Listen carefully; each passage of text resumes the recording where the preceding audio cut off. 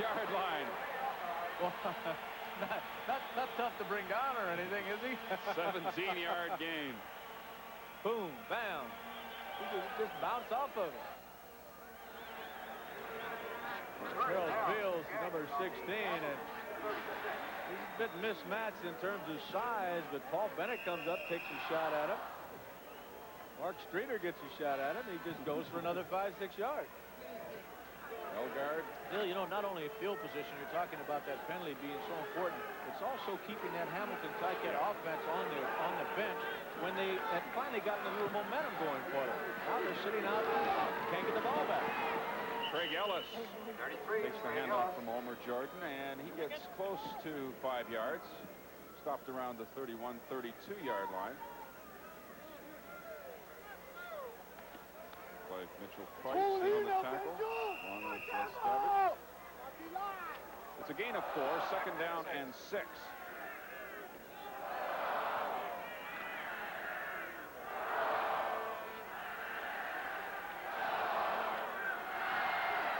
We have 1 minute left in the 3rd quarter. Jordan Got to get rid of it. on the move again. 25-yard line. He'll be very close to a 1st down. Or take off with it. Mathis making the defensive play to stop Homer Jordan. I think he's got a 1st down. Yes. They don't even measure it. So Homer Jordan, who had been looking around downfield for quite a few seconds, takes off and gets that 1st down once again. 29 seconds now remaining in the 3rd quarter. Saskatchewan trying to regain a little more substantial lead as they're only 2 points ahead of the Ticats at this stage.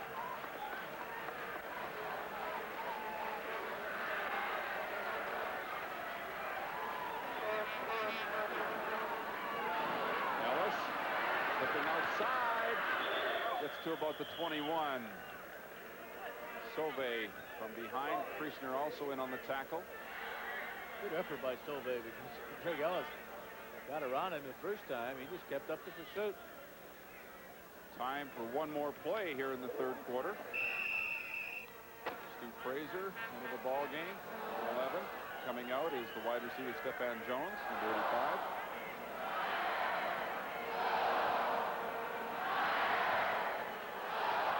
85. To the last play of the 3rd quarter, barring a penalty, of course. It's been a long drive for the Riders. They've used up a lot of time. Homer Jordan looking for Elams. He's got him at the 5-yard line.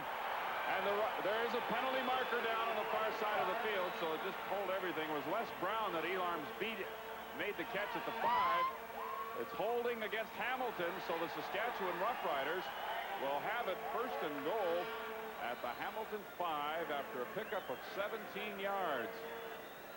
We have a discussion now. Well, that one will be refused. Don't worry about that.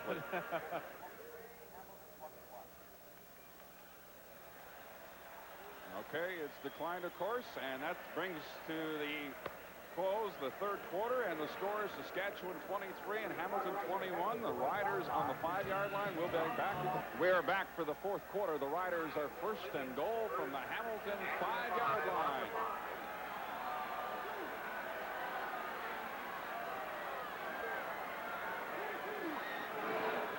This is Homer Jordan going to Craig Ellis, his 2nd touchdown of the ball game. A long drive by the Riders. They put it in the end zone. They used up 5 minutes and 16 seconds. And, of course, if you can use up that much time, that's great. But putting it in the end zone is the main thing. Oh, isn't that for sure? What a great couple of plays. Watch Homer Jordan throw back to Lawrence on the previous play, but set up this touchdown. Just an absolutely excellent throw to Lawrence to the 5-yard line. And then Craig Ellis coming out of really a slot back position on the left side there, just going on that out pattern. Nobody near him. Touchdown. This is the youngster Terry Leschuk converting the touchdown in place of the injured David Ridgway. And the score is now Saskatchewan 30, Hamilton 21. And we'll be back with more 4th quarter action in just a moment. He's returning the kickoff out across the Hamilton 25 to about the 27-yard line, and it was Eddie Lowe making the tackle, a 66-yard kickoff and a 28-yard return, but there is a penalty flag down. I think the Riders were offside on the kickoff. They may have to do it over again. Here's the touchdown, Homer Jordan to Craig Ellis. Great throw, eh? Right off the bat here in the fourth quarter, capping an 86-yard, 9-play drive, and they used up over 5 minutes on the clock. Maybe one of the factors in this game we have not talked about is Poncho James. As we've mentioned, he gained 120 yards on the ground against the Montreal Concord. Take a lean over there and tell us what he has rushing for today. Poncho James has carried 8 times for 7 yards. Well, I'd say that's a pretty fair defensive effort. Ken Hobart, on the other hand, has carried twice for 77. And those runs were 44 yards and 33 yards. Hamilton does have the edge over Saskatchewan in rushing stats tonight. Because of Hobart, obviously. Well, the Riders will have to kick it off again from their own 40 this time. Craig Ellis, who got the touchdown, his second of the ball game and 5th of the season. James at the 10-yard line. Gets away from Robert Reed. Caught at the 35-yard line, Al Johns, number 77, in his second game back since an injury, is there to put the stop on him along with Scott Rettle, number 69. Well, Reed has done an excellent job, though, for Saskatchewan, getting down on those kick-covered teams. He was so far ahead of everybody else, he had absolutely no help at all down there. As you see, Gainer the Gopher, is that still correct? They rename those things. Number 35, Hobart throws complete to DiPietro. 43-yard line. It'll be a gain of 8 on the play. Hamilton Tiger Cats haven't lost here in Taylor Field since 1982. And even though they've been dominated statistically in this ball game, they're certainly not out of it. That's how you get rid of a defensive back. That was Dave Singh, UBC graduate, that Rocky kind of ran over a little bit. Second down and 2 for the Tiger Cats. Get to James. And he was hit as he got to the line of scrimmage. He fell forward. Depends where they get the spot now. I think he's short of the first down anyway. And in there was Rick Moore, number 76. Well, if we see short yardage by the Hamilton Ticats, they do something that's fairly unusual for most CFL teams on short yardage situations. They come in with an unbalanced line. You don't see that very often. We'll look for it. In the meantime, let's go down to Al McCann. Frank, just an update on Darrell Toussaint, who was re-injured on that tackle. It looks like he might be out for the game now. It's bothering him more and more. The trainer doesn't think he'll be back. Okay, it's third down and inches. Hobart keeps himself. They stack it up. Hobart still on his feet. They never did stop him, and Hobart has a first down out at the 53-yard line, and the Rider defense extremely upset.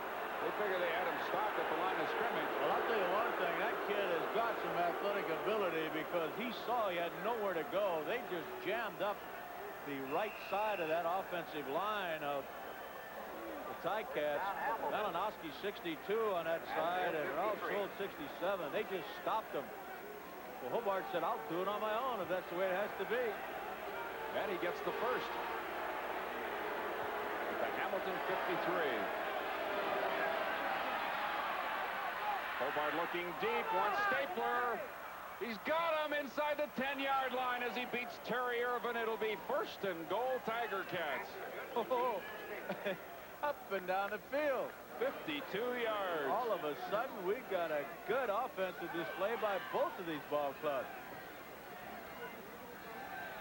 Hobart being very careful this time not to overthrow Stapler, which he did a couple times in the first half. Oh, boy. A great drive by the Ticats, and Saskatchewan came right back, and you'd think they'd demoralize them with that big drive of their own, but no. Ticats threatening once again. First down, 3-yard line. Hobart to James. He's hit at the line of scrimmage, and he falls forward to about the 2-yard line. Dave Singh was there. Eddie Lowe as well. Number 42, I think, made the initial contact with him. Second down and goal, just inside the 2-yard line. You know, there's another defensive back in town, Dale. I think you'll remember his name. That's going to get a 21-day trial against the Riders. Ray Odom. The Blade is back. One of the all-time greats. He's down with the Memphis Showmen for a while. The fake to James. Hobart will put it in the end zone himself. Good call offensively by the Hamilton Tiger Cats, as the fake to James just froze the defense, and he had no trouble at all going around the right end. It really was an excellent fake by James as he went up and over. You can watch it right here. And just to show you how good this CFCN crew is, look how they picked it up. They don't fool our guys. 75-yard scoring drive in 6 plays. And it took them 3 minutes and 49 seconds. The big play, of course, 52-yarder, Hobart to Stapler. Ruoff converts the touchdown. And now it's Saskatchewan 30, Hamilton 28. We have 10:52 remaining. We'll be back in just a moment. Hamilton quarterback Ken Hobart, who just scored a touchdown with the ice pack on his left hand. I think he hurt that a little bit on that 3rd down and short yardage play, Dale, when he went in there. Good thing for the Ticats, it's his left hand.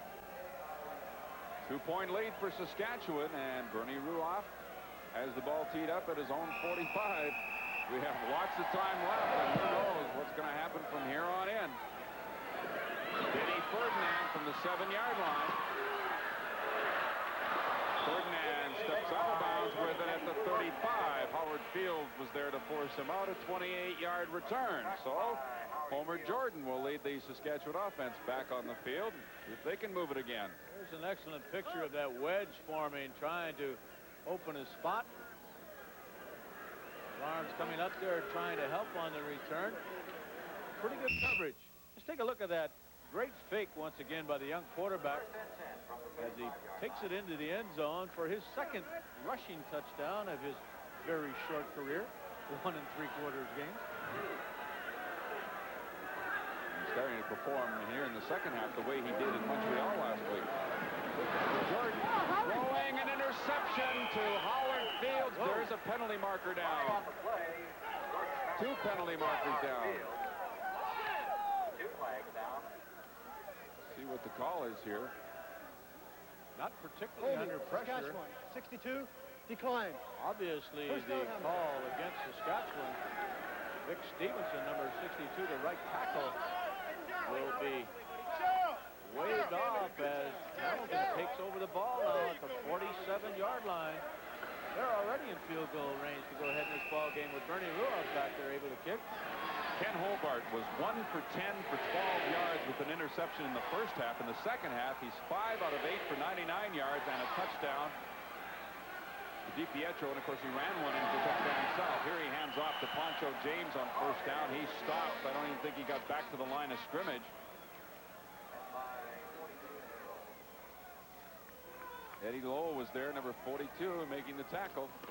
Boy, that was just an excellent play by Lowe as he stepped up the inside. Watch how the linebackers react. They have not been able to run up the middle all day on them. Lowe's number 42. Look at him step right in the hole. He beat the block of Colt, number 67, right offensive guard to make the stop. Lost the yard, 2nd and 11. Big pressure on Hobart. He dumps it off to James.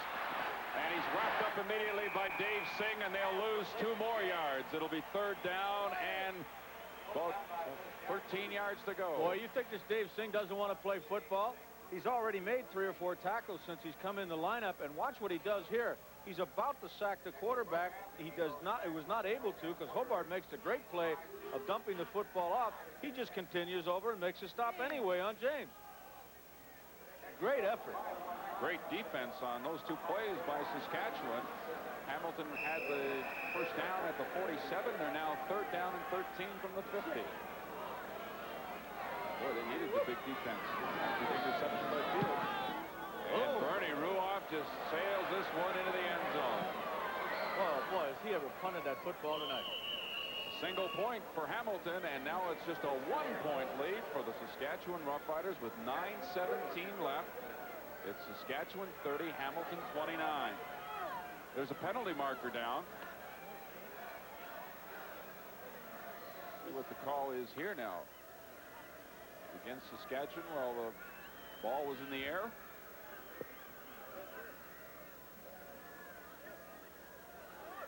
A 74-yard punt that time by Bernie Ruoff. The first time he's had to punt this half. Ideally, he was only averaging 54 yards a kick before he hit that one. So his season average coming into the ballgame 45 yards. His career average is 45.3. Well, I'll tell you something. That's one big advantage Ticats have over over Saskatchewan, and that is in the kicking department. Now I think we've got the penalty flag sorted out.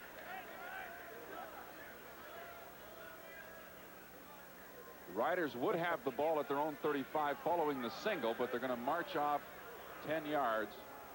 And here's the call. Holding, Saskatchewan, 77. First down, Saskatchewan.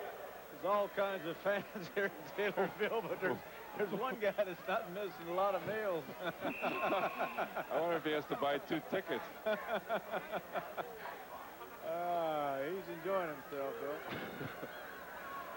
I'd hate to be the hot dog concession on that side of the stadium. First down from the 25. Homer Jordan in trouble, and he's hauled down from behind. I think that was Mitchell Price, the first man to get to him, and he chased him for quite a ways to finally bring him down for a loss of a yard.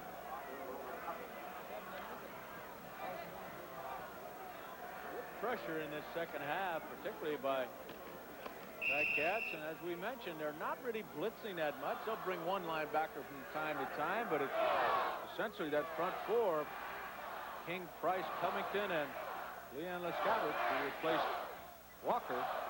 Tomorrow afternoon, McMahon Stadium in Calgary, the Stampeders hosting the Montreal Concord on the full CTV network, starting at 4 o'clock Eastern Time. Jordan throws incomplete. We have another penalty flag down. And we should say hello to our buddies Pat Marsden, Lee Pedersen, and Bill Stevenson, who are waiting in Calgary for our crew to arrive to do that ball game tomorrow. Good luck, guys.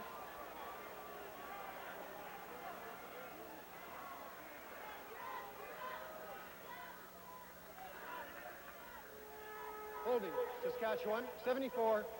Decline. Third down. Ken Moore. Been an awful lot of holding calls against the Riders tonight, but watch this pressure. I mean, Franklin King has about 4 people to try to get on it. Finally, however, it's a newcomer, Reggie Mathis, the linebacker we've talked about a lot tonight, who put the ultimate pressure on. 8 minutes remain now. Ticats going to get the ball back, and they trail only by 1. Wayne Lee on the return, and he is cut down immediately by Ken Moore, number 74. 39-yard punt, no return. The score is Saskatchewan 30, Hamilton 29, and we have 7:52 left. We'll be back in a moment. Forever. Just 1 point separating these two teams with just under 8 minutes remaining to play here in the fourth quarter at Taylor Field. Hamilton Taggart Cats trailing, but they have the ball back. And look at the first down difference. And the statistics really don't tell the story here in this one. Hobart looking deep again for Steve Stapler against Terry Irvin, and he just missed again. Boy, he got Stapler last time deep down to the 5-yard line, and he almost had him again. I'll tell you, Ladill, that's really good football. It was a good throw. It was a good attempt to make the reception, and it was darn good defense. You can't ask so much more than that. Terry Irvin is right with him. Terry, of course, has 4 interceptions so far this year, second only to Mel Bird of the BC Lions in the entire CFL in that department. And he was had good coverage there. Second down and 10. Here they come. Hobart gets rid of it. Rocky DiPietro made the catch, but he was out of bounds when he finally gained control of the football. It'll be third down.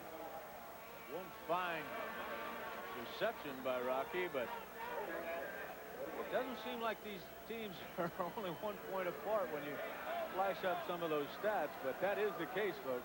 And the way Bernie's been kicking tonight, he just may well tie the ball game up right here. Yeah, well, he's averaging 56 yards, and he's about 61 yards out of the Saskatchewan end zone, so I know that didn't count, guys, but that was one heck of a catch.